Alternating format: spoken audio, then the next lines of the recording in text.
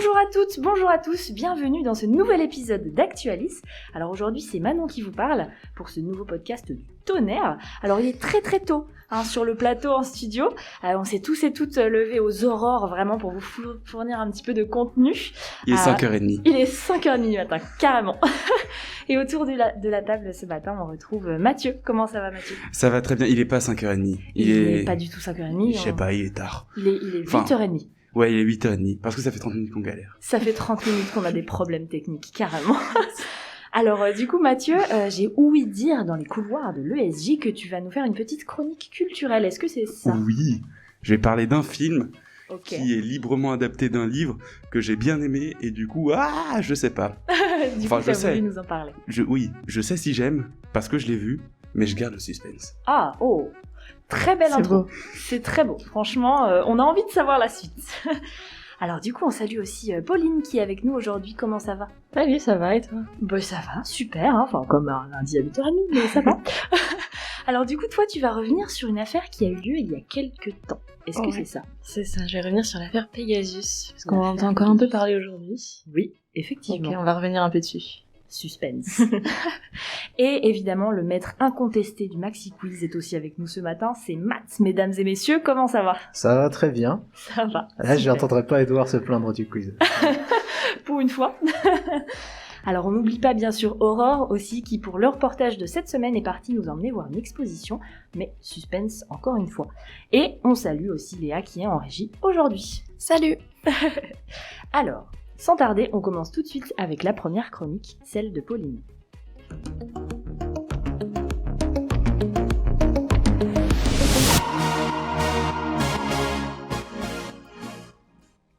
Alors aujourd'hui, Pauline, tu vas nous expliquer une affaire publique, un scandale qui a été assez médiatisé quand même il y a quelques temps.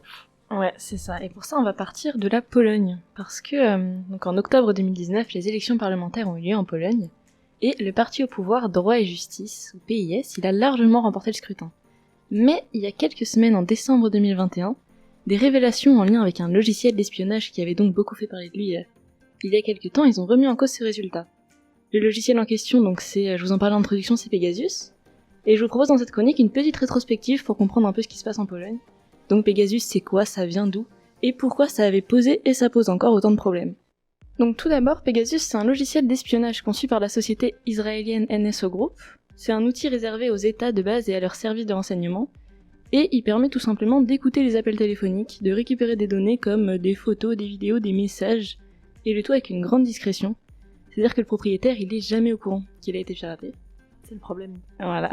C'est un logiciel qui est très performant, et en juillet 2021, donc, une enquête avait révélé plus de 50 000 numéros de téléphone qui avaient potentiellement été visés depuis 2016, pour le compte d'une dizaine d'États différents. L'enquête, c'était le fruit d'un consortium de journalistes sous l'égide de Forbidden Story. La plateforme, elle a coordonné 17 médias internationaux qui ont planché sur le sujet, c'était vraiment une énorme enquête. Et parmi les cibles, on retrouve de tout, mais surtout des chefs d'État, des hommes politiques et des journalistes. En France, ce sont surtout les dirigeants des groupes de presse et des hommes du gouvernement comme Emmanuel Macron ou Édouard Philippe qui ont été visés, rien qu'eux. Et concernant les fuites de numéros français, c'était le Maroc qui avait été accusé pour une bonne partie des fuites, et les relations diplomatiques entre les deux pays s'étaient fortement tendues. Et sans grande surprise, du coup, tous les pays accusés d'avoir utilisé le logiciel, ils avaient nié en bloc. Donc parmi eux le Maroc, donc, mais aussi la Hongrie ou le Mexique. Donc maintenant que je vous ai résumé cette affaire, j'ai vraiment fait des raccourcis. Revenons donc à la Pologne. Le gouvernement, il est accusé d'avoir hacké le téléphone de 2 grandes figures de l'opposition afin de les décrédibiliser pendant la campagne. Sauf que le problème, c'est que dans un premier temps, les représentants du gouvernement, ils niaient complètement d'avoir utilisé le logiciel. Et quand l'enquête menée par Citizen Lab puis confirmée par Amnesty International a démontré le contraire il y a quelques semaines, ils ont complètement changé de version, en affirmant qu'ils avaient agi pour la protection nationale. Mais, nouveau problème, il n'y en a jamais qu'un seul, il se trouve que l'espionnage a eu lieu pendant la période électorale, et que les informations récoltées par les gouvernements ont servi à influencer l'opinion publique dans le cadre du coup de ces élections. C'est quand même un peu, ça pose problème quoi. Ouais. Démocratie entre guillemets. La fameuse démocratie polonaise, évidemment. Parce que oui, sur la télé publique, on a vu apparaître à cette période des SMS envoyés par Krzysztof Brejcha, désolé pour la prononciation, un sénateur polonais qui n'était autre que le directeur de campagne du principal parti d'opposition, Et sans rentrer dans les détails, les SMS pris hors contexte, ils laissaient entendre que l'homme dirigeait un groupe propageant des fausses informations à propos du gouvernement.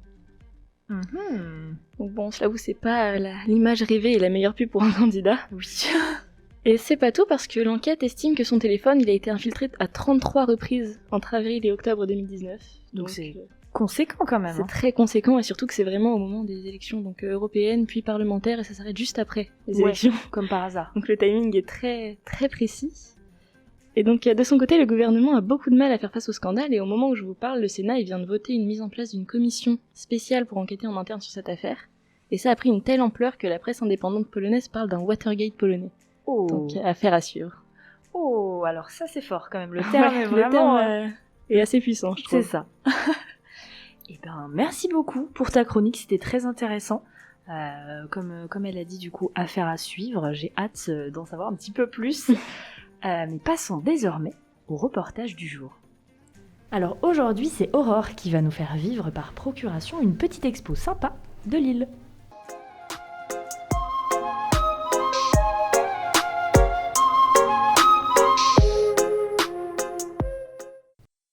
Aujourd'hui, je suis allée à l'expérience Goya au Palais des Beaux-Arts de Lille.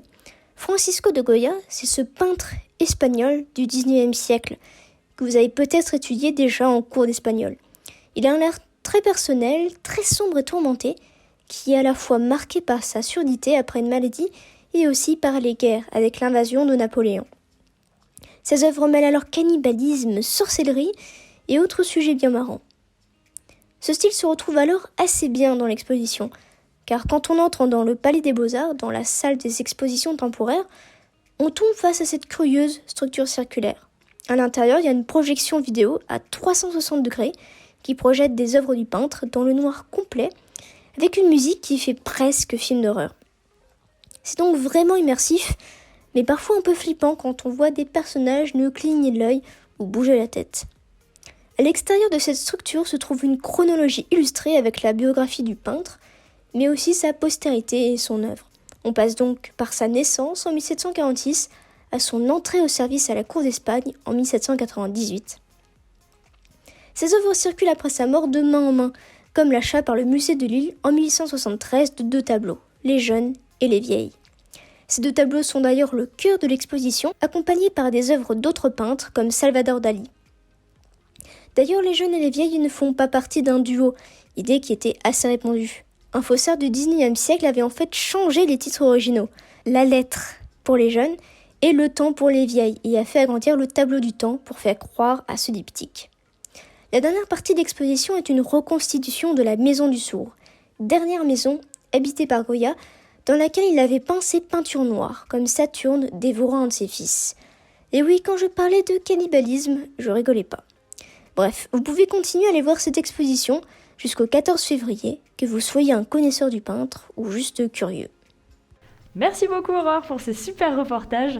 Alors ça donne vraiment envie d'aller s'aérer l'esprit dans les expos culturelles. N'hésitez pas à aller soutenir le monde de la culture. Alors évidemment avec les gestes barrières, le pass sanitaire, tout ça. On va pas vous faire un topo dessus, vous savez déjà tout. Ça tombe bien, on va rester dans le domaine de la culture avec la chronique de Mathieu.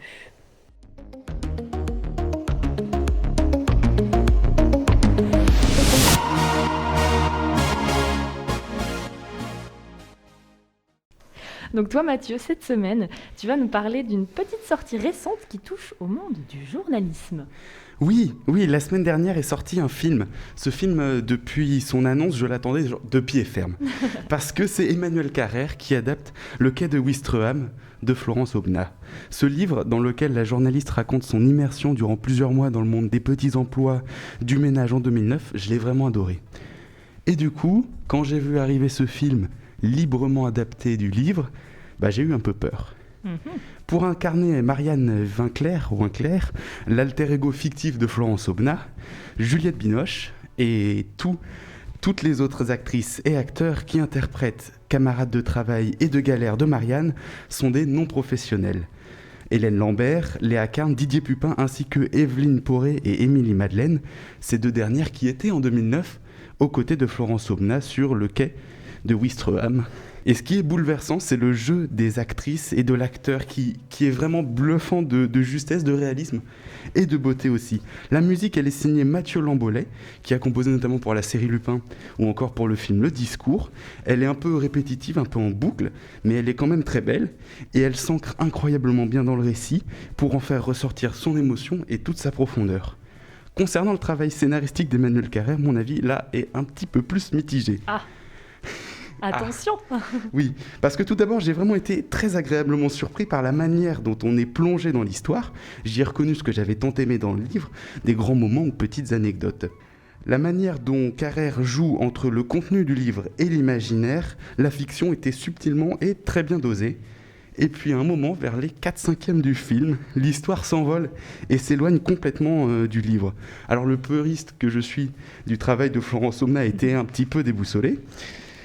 Un élément que je ne spoilerai pas vient surprendre les héroïnes et bascule totalement le film dans de la fiction. Et là où je retrouvais en fait le livre dans le reste du film, ça m'a perdu. Je me suis perdu. D'accord.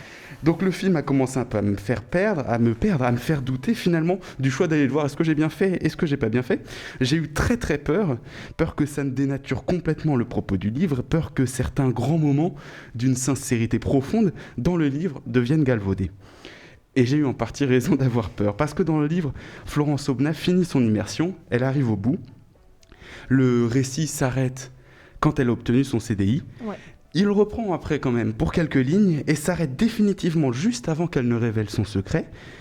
Et je vais citer la dernière phrase du livre, « Je n'en finis pas de lui demander des nouvelles pour retarder le plus possible le moment où cette bulle d'intimité va éclater. » Et dans le film, la révélation, elle a lieu, mais ce qui pouvait être un moment de sincérité, de sentiment vrai et pur, ça n'en est pas vraiment un. Le personnage central de l'enquête de Marianne, Christelle, découvre la vérité par hasard, mais surtout par une accumulation d'éléments dont on voit une grosse patte scénaristique que moi j'ai trouvée grossière. Le personnage est donc légitimement en colère. Encore une fois, je peux pas tout dire parce que j'ai pas envie de spoiler. Le personnage est en colère et j'ai trouvé du coup ce moment de révélation galvaudé. Je l'ai dit tout à l'heure, un peu galvaudé. J'ai été détaché du film et de l'émotion dans lequel j'étais plongé au tout début du film. Et puis le film se finit avec la parution du livre et un dernier plan perturbant qui m'a fait faire une moue d'incompréhension dans le cinéma avec mon masque et que j'ai trouvé en total décalage avec le reste du film. Alors voilà, je vous conseille quand même d'aller voir d'aller voir Ouistreham, de lire le quai de Ouistreham, parce que si le film il a une fin un peu grossière, déconcertante pour moi, son immense majorité, tout le reste, c'est d'une qualité incroyable. Les actrices et acteurs, la musique, la réalisation sont d'un réalisme et d'une émotion forte. Allez le voir. Ça, c'est très beau. Un très beau message de fin. Ouais, ça donne ça donne envie en fait d'aller le voir et de comparer un petit peu entre le livre et le film. Je sais pas si sur le plateau vous avez été le voir. J'ai lu le livre, mais j'ai pas forcément envie d'aller voir le film. Après, c'est pas forcément on va dire que j'ai pas été fan par exemple du livre en lui-même, ou j'ai pas forcément envie d'aller voir ce genre d'histoire au cinéma. Après, c'est important d'aller voir des films aussi parce que il y a toute cette variété et finalement c'est important au monde cinématographique, quoi. Ça apporte un peu de social, tout ça. Bien sûr. Mais tu nous as demandé si on allait voir le film. Alors moi je dis je ne vais pas y aller. C'est très bien, c'est très bien comme ça. Et toi, tu y as été, Pauline? Non, j'ai lu le livre aussi, mais j'ai pas encore été voir le film. D'accord. Mais je pense que je vais y aller. Ouais, parce que cette chronique nous a donné fortement envie de pouvoir comparer tout simplement les deux. Après, faut pas être trop dans la comparaison, parce que moi du coup c'est un petit peu. Ouais, c'est ça qui t'a bloqué. Ouais, ça m'a beaucoup bloqué sur la fin. À mon avis, ceux qui vont sans avoir le livre, ils vont vraiment apprécier. Ils vont plus profiter. Après, ça dépend de la relation qu'on a avec le livre, en fait. C'est ça. Et aussi, un truc que je trouve quand même vraiment fort et à noter, c'est que les actrices ont fait partie de l'aventure de Florence Aubenas, en fait. Oui, alors il y en a que deux oui, qui ont fait ça, mais le reste, évidemment, c'est des non professionnels, alors sauf Juliette Binoche qui est un petit peu professionnelle quand même. Le reste, c'est des actrices et un acteur qui sont non professionnels et qui viennent de ce milieu-là. Donc il y a quand même beaucoup de réalisme et j'ai regardé pas mal d'interviews et en fait ils disent que Emmanuel Carrère a laissé un petit peu de liberté, elles ont prise de la liberté pour interpréter avec leurs mots, etc. Ouais. Et donc c'est ça qui rajoute vraiment aussi du réalisme et du solide dans le film, là où si on avait pris une ribambelle d'acteurs français, ça aurait été bien, mais pas forcément... Pas top. Pas forcément idéal. C'est quoi. ça, Ils racontent un peu leur parcours aussi à travers ces personnages-là. Ouais, oui, c'est ça. C'est ça. Okay. Elles peuvent peut-être se représenter aussi. Et représenter un peu mieux justement le milieu justement. Bah oui, par exemple, quand elles sont filmées en train de faire du ménage, comme elles ont vraiment fait du ménage pendant plusieurs années de leur vie, elles savent comment faire tout ça. Ça se voit à l'écran, quoi. Ouais. Ça, vraiment, ça se voit, quoi. Donc ça, c'est un gros plus, je trouve, dans ce film. Mais écoute, merci beaucoup Mathieu pour cette chronique, ça nous donne très envie d'aller voir le film. Donc si je pourrais, d'ailleurs je quitterais même tout de suite le plateau pour aller voir le film, mais malheureusement je ne peux pas, chers auditeurs et auditrices, parce que le destin m'appelle. Malheureusement. On est obligé de s'y coller finalement. Le destin m'appelle et le destin, il a un prénom. Tout de suite, le maxi quiz de maths.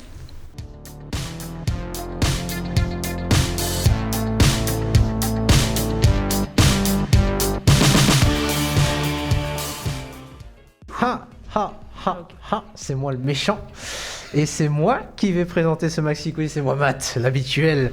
Vous avez tous peur, en général de mes quiz, c'est n'importe quoi. On tremble tous. Tremblez mortel. Mortel.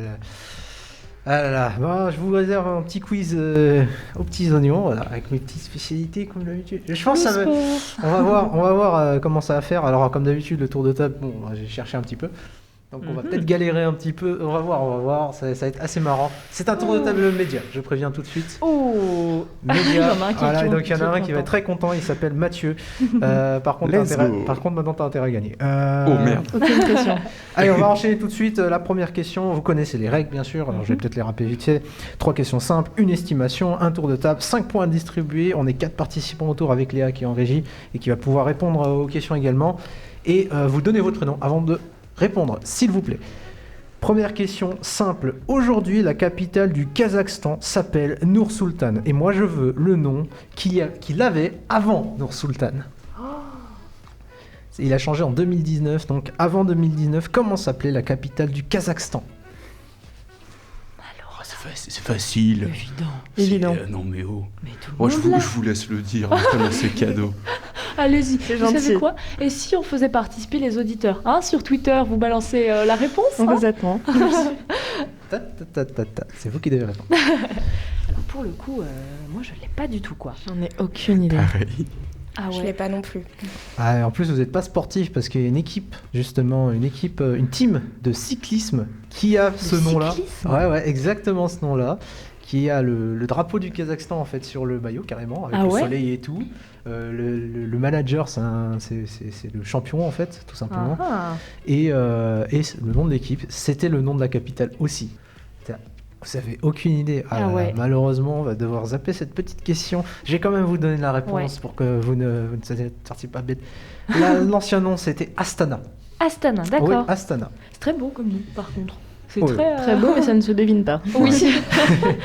Pour la petite histoire, du coup, le nom a changé en 2019. Le président, Nur-Sultan Naibazé, il s'appelle Nur-Sultan, le président, et finalement, il avait démissionné. Le Parlement avait décidé de changer le nom de la capitale. Okay. Bon, c'est toute une stratégie un peu de culture du culte de la personnalité. Ouais.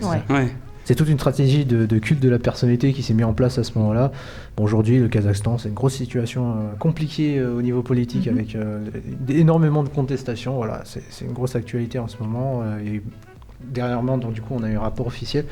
Il n'y a pas beaucoup de nouvelles, mais du coup, le rapport officiel de samedi nous a annoncé 225 morts. C'est quand même pas mal. Ouais. Donc la situation est un peu explosive là-bas au Kazakhstan. Ouais, c'est ça. Effectivement. C'est pour ça que j'ai décidé de prendre une question sur le Kazakhstan. Vous n'avez pas répondu, 0 points, pas de distribution de poins malheureusement. On va passer à la deuxième question. Attention. Attention, ça après ça rend plus serré peut-être le truc. C'est une question culture. Sous quel nom est plus connu Paul Van Haver? Attendez, je vais invoquer Edouard sur ce plateau, des fois qu'il ait la réponse. Paul Van Haver, c'est un chanteur. il est belge. Et Il là, est belge normalement, Mathieu. vous devez savoir. Oui. Stromae. Oui. Non, c'est pas vrai. Bien joué. Ça me disait quelque chose, et bah tu dis belge et tout. Ah mais je savais, ouais. chanteur, ça allait pas faire. Ouais, mais alors là, j'aurais dit un truc genre style métal, tu vois. Genre, je sais pas, ça sonne un peu hard Van rock. Halen. Ouais, voilà, exactement. Moi aussi, au début, j'ai dit, bah, ça ressemble beaucoup. Mais oui. Mais alors là, Stromae. C'est le vrai nom de de Stromae, pardon, Paul Van Haven. Du coup, D'accord. bon, il fait un peu l'actualité. Il a fait une petite sortie, une petite interview et surtout un beau passage de, en fait, tout simplement, Un live. Ouais. voilà, un live. Il a Surprise. Ouais, on Un peut live le dire. surprise. On peut le dire, C'est franchement. comme un Kinder Surprise. T'as une interview et paf au milieu. un C'était live. magnifique. Mais du coup, il a pu. Et bientôt, il sort un album. Il sort bientôt un Mars. nouvel album. Il sortira le 4 mars.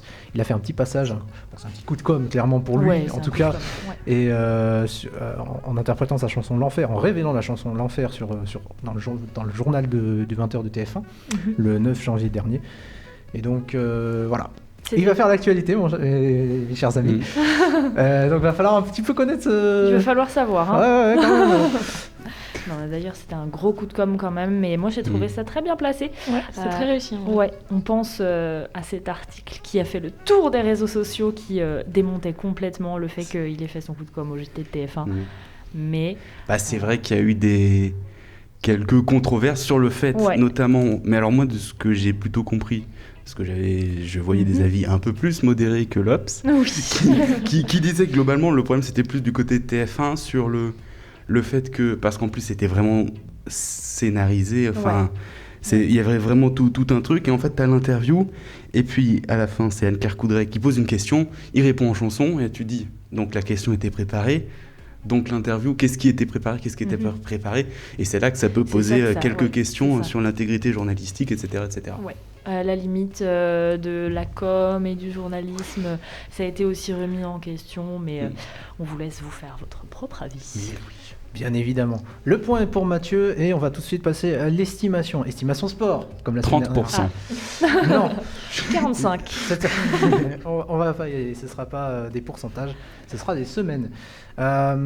Question sport, vous le savez, l'actualité, c'était aussi Novak Djokovic, voilà, qui finalement ne disputera pas l'Open d'Australie, sauf que pour l'instant, Novak Djokovic est toujours le numéro 1 mondial, détenteur notamment du nombre de semaines passées en tête du classement ATP.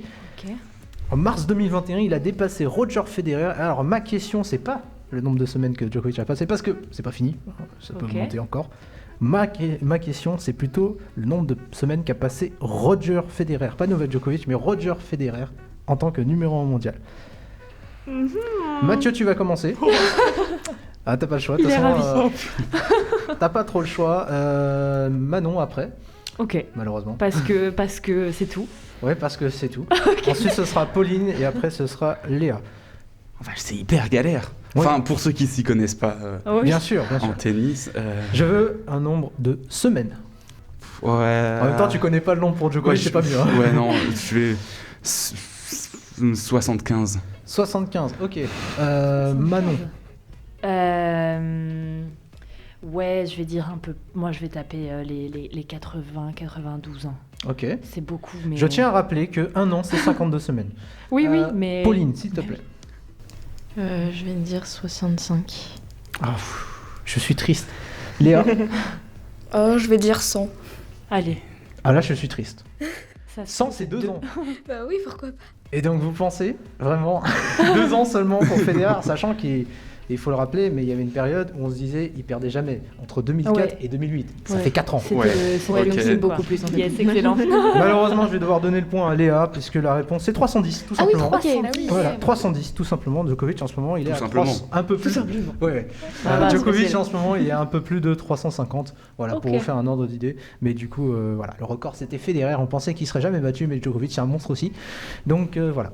Waouh, 310, c'est quand même énorme. Hein. Juste, Franchement, ça me ouais. paraît- Un peu triste, mais je vais quand même donner le point à Léa parce que c'est les règles. Donc on va passer on va se dépêcher un petit peu. On va passer à la 3e question simple parce que là je commence à être un peu déçu. Dans la communauté e-sport de Smash, que signifie le terme John? Est-ce qu'on peut avoir l'orthographe? John, comme le prénom, D'accord. littéralement. Pauline? Oui. C'est pas quelqu'un qui est genre vraiment nul. Non, Ok. ça c'est un nul, c'est tout. On sait jamais. Un hein. Steve. Mais ça, c'est pas... Non, un Steve, c'est pas pareil. C'est dans Minecraft. Oui, mais du coup, un Steve, c'est juste un gamin qui joue Steve, c'est tout. Et donc qui est nul. Non, pas forcément. Et qui saute partout. Non, c'est un mâcheur. S'il vous plaît, je veux le terme John. Oui. Quelqu'un qui est super fort. Non, justement. Ah. Lui, c'est un dieu, c'est pas pareil. Mathieu, Léa, pas de... Pas d'idée. Alors, on va essayer de prendre une réponse. Je vais vous donner un John. Ouais. Ok. Mais Léa, c'était défait. Ah, c'est celui... Pauline. Oui. C'est celui qui invente des excuses nulles pour découvrir. Exactement. Un John, c'est une excuse bidon que tu D'accord. sors quand t'as perdu. Ah, Exactement ok. ça. D'accord. C'est tout simplement ça. Et du coup, je vais accepter. Ouais, c'est bien une excuse nulle. Non mais j'avais soif, c'est pour ça que j'ai perdu. Ouais, c'est ça. C'est pour ça. ça. C'est exactement ça. C'est ce qu'on appellerait un John. Voilà. Ok. Donc l'histoire veut qu'en fait, il y a un mec aux États-Unis qui jouait à Smash, qui s'appelle John, et à chaque fois qu'il perdait, il avait des excuses pourries comme Ouais. mon lacet était défait, C'est pour l'écran ça, il est un peu évidemment. penché, j'ai transpiré avant, tu vois, c'est vraiment des trucs tout bidons et D'accord. c'est rentré vraiment dans le vocabulaire de l'e-sport Smash, c'est assez spécifique. En vrai. C'est que dans Smash. Ouais, c'est que dans Smash, c'est du folklore quelque Ok. part. D'accord. Et du coup, même Nintendo l'a repris un moment. Ah oui, quand même. Pour dire à quel point le terme il est Smash. Ok. Voilà, le point est pour Pauline. Malheureusement, maintenant, c'est 0. C'est pas grave, c'est pas grave. Ouais, du coup, on va passer au tour de table média. Bon, il va être un petit peu long, hein. C'est pour ça que je vous ai demandé de vous dépêcher, parce que là, vous allez galérer. Alors, je vais définir l'ordre d'abord. L'ordre, ce sera Manon, Pauline, Léa et Mathieu. Ok. La question, le tour de table sera sur les 100 audiences les plus importantes de l'année 2021. Oh, je les ai vus. Ah, allez. Ok. Je veux... Alors, il y a plusieurs règles. C'est télé, hein. Oui, c'est télé. Ouais. Si c'est une rencontre de sportifs, je veux les deux équipes et le sport. Si c'est une Ah là, fiction... c'est plus compliqué. Si c'est une fiction, je veux le nom de la fiction, série ou film. Et pour tous les épisodes, on comptera un seul parce que sinon c'est chiant. Si c'est sinon, pour le reste, si c'est une intervention du gouvernement, parce qu'il y en a beaucoup, je veux la date. Oh non, mais alors là, c'est super compliqué. Ouais. Et du coup, pour le reste, on verra plus tard parce que c'est les règles que je vous ai posées. Et Manon, tu vas commencer parce que t'as 0 point. Du coup, c'est en 2021. Oui, en 2021. Oh purée. Alors là, je vais perdre. Je vais dire l'intervention du président de la République. Ok. Parce que elle a claqué les audiences. Par contre, la date, alors là... Oui, parce qu'il y en a plein, c'est pour ça que Mais je veux ouais. une date. Allez, je vais être gentil.